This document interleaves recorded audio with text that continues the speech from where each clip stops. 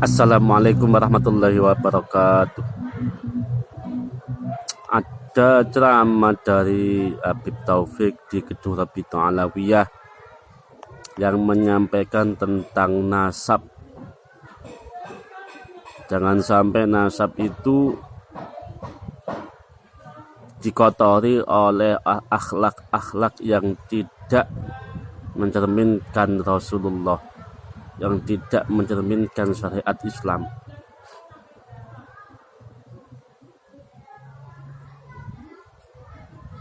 Mungkin hemat saya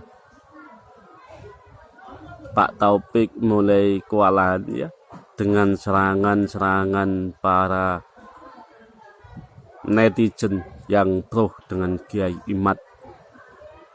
Kalau melihat ceramah beliau resah banget.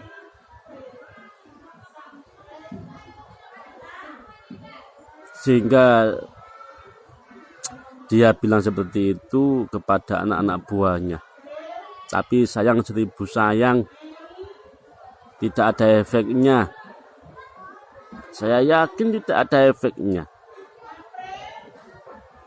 Lihat saja Rizik, Bahar, dan lain-lain tetap seperti itu, sama, tidak ada perubahan. Karena apa? Karena tidak ada tindakan yang tegas dari Rabithah Alawiyah. Ketika ada anak buahnya yang tidak sesuai, dia tidak berani memecatnya. Ya, kita simak bagaimana ya, Taufik berceramah di depan anak buahnya di Rabithah Alawiyah.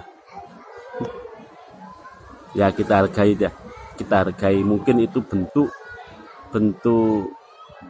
Taufik untuk membenahi Rabithah Alawiyah. Tetap kita hargai ya. Kita sebagai orang Indonesia ya, kita harus pandai-pandai menghargai orang lain. Kita simak bersama-sama bagaimana ya, Bapak Taufik berpidato tentang nasab. Assalamualaikum warahmatullahi wabarakatuh. Bismillah, walhamdulillah, wassalatu wassalamu ala rasulillah Sayyidina Maulana Muhammad bin Abdullah wa ala alihi wa sahbihi wa ala amma ba'd. Para habaib, para kiai yang saya hormati, yang saya cintai, segenap jajaran pengurus baik Dewan Syura, Mustasyar, dan DPP Rabithah Alawiyah pusat atau dari wilayah, juga banyak yang datang di sini.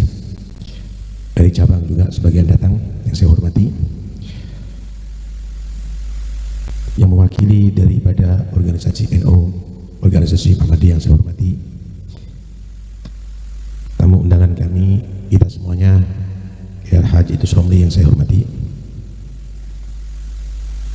Juga dari FUHAB, perwakilan daripada FUHAB yang saya hormati, Masya Allah. Terima kasih banyak atas perhatian memenuhi undangan kami semuanya. Ikhwani yang dirahmati Allah, mengetahui nasab itu adalah penting. Ketika sudah mengetahui bahwa nasab yang baik, orang-orang tua yang baik, maka akan menjadi satu tuntutan, kamu harus menjadi anak cucu yang baik pula. Karena sesungguhnya nasab yang baik tidak akan bisa menjamin Anda akan menjadi orang yang sukses, Anda menjadi orang yang selamat, kecuali jika Anda mewarisi kesolehan daripada orang tua Anda. Ketika Anda mewarisi kesolehan, mengikuti mereka, kesolehan mereka semampunya, maka nanti dari kiamat alhaqna bihim dzurriyyatahum, akan disusulkan yang semampunya tadi itu, seukurannya dia akan disusulkan dengan kakek-kakeknya yang sholihin. Yang dirahmati Allah, karena itu dengarkan baik-baik ini. Anda harus wasiat kepada anak cucu Anda, jangan sampai nggak diteruskan kesolehan orang tua Anda. Dan Anda sekarang harus berubah. Yang tidak sekiranya disenangi oleh datuk-datuk Anda, jangan Anda lakukan. Cukup. Karena harapan mereka cuma satu, anak cucunya mengikuti jejak mereka. Wa mimma yasurrul qalba minni luzumukum tariqata abai wa ahli wa ajdadi. Yang membahagiakan hati itu adalah kalau anak cucuku tetap mengikuti tariqahku.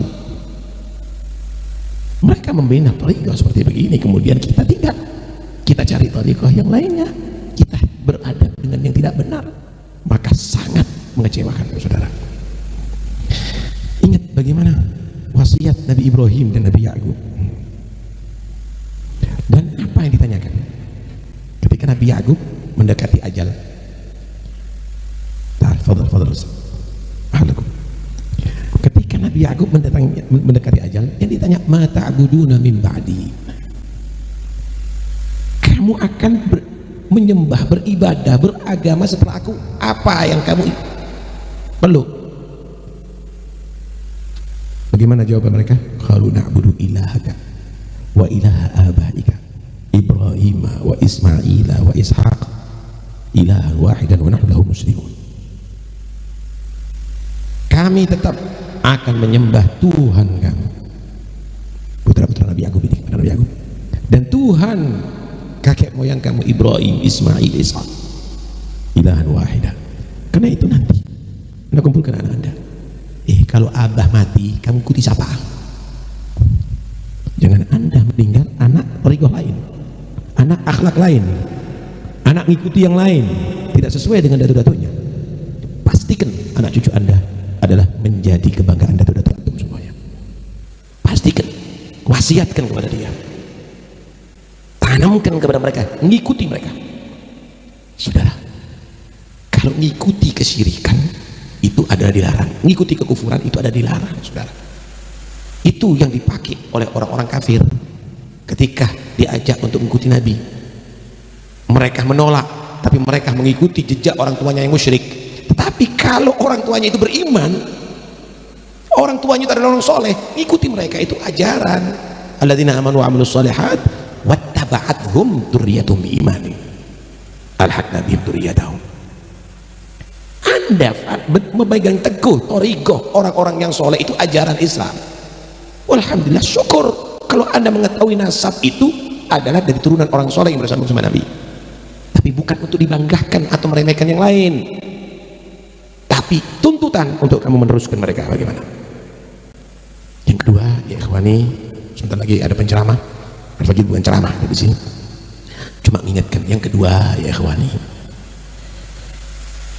janganlah kita menjadi orang yang ambisi tampil.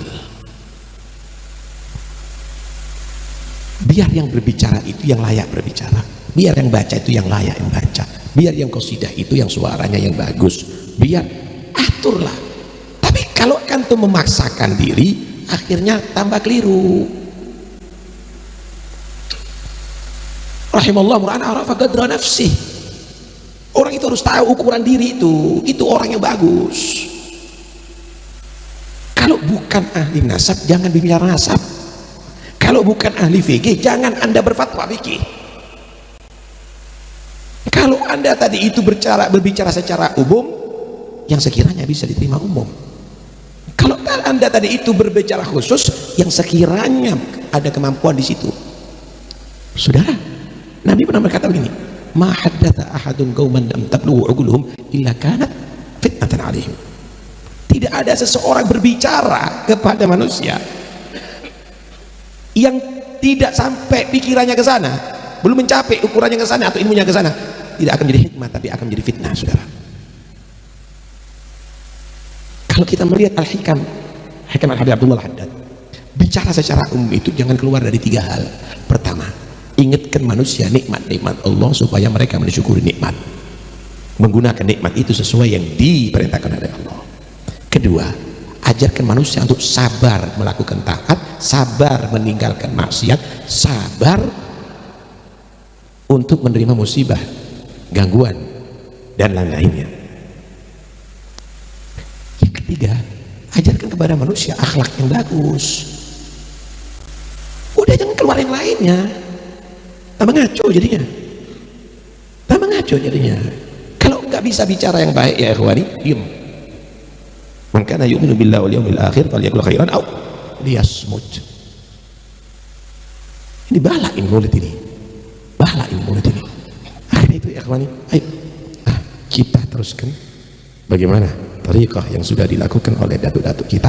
Kenali mereka bukan untuk membangga-banggakan, tapi itu untuk diri Anda, untuk bisa meneruskan ilmu mereka, akhlak mereka, sehingga mereka yang berbangga punya cucu Anda semuanya.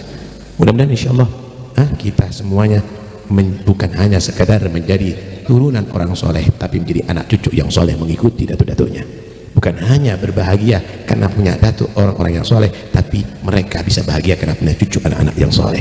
Amin ya rabbal alamin. Kemudian yang terakhir, kepada segenap pengurus Rabithah Alawiyah, terima kasih banyak atas dukungannya. Teruskan bekerja sama ini, dan jangan sampai hal yang mengganggu atau sakitnya menjadi kelumpuhan total daripada Rabithah Alawiyah. Lebih baik-baik ya kawan. Kalaupun mata kita terganggu, kita bisa panggil saudara kita untuk menuntun kita. Kalaupun kaki kita masih lumpuh, kita masih bisa mengajak saudara kita untuk membopong kita. Tapi kalau hati kita yang sakit, penuh dengan kebencian, penuh dengan hasud, jangan berharap Anda akan menghargai yang lainnya. Antum bisa hidup bersama-sama, tapi ketika hati sakit, Anda akan menjadi terbakar setiap saatnya. Anda merasa semua orang akan musuh kepada Anda semuanya. Karena itu mudah-mudahan insyaallah ini semuanya akan menjadi sahabat bersatu dalam thariqah aba wal ajdad. Amin ya rabbal alamin. Wassallallahu ala sayyidina Muhammad wa alihi wasallam. Alhamdulillah rabbil alamin. Assalamualaikum warahmatullahi wabarakatuh.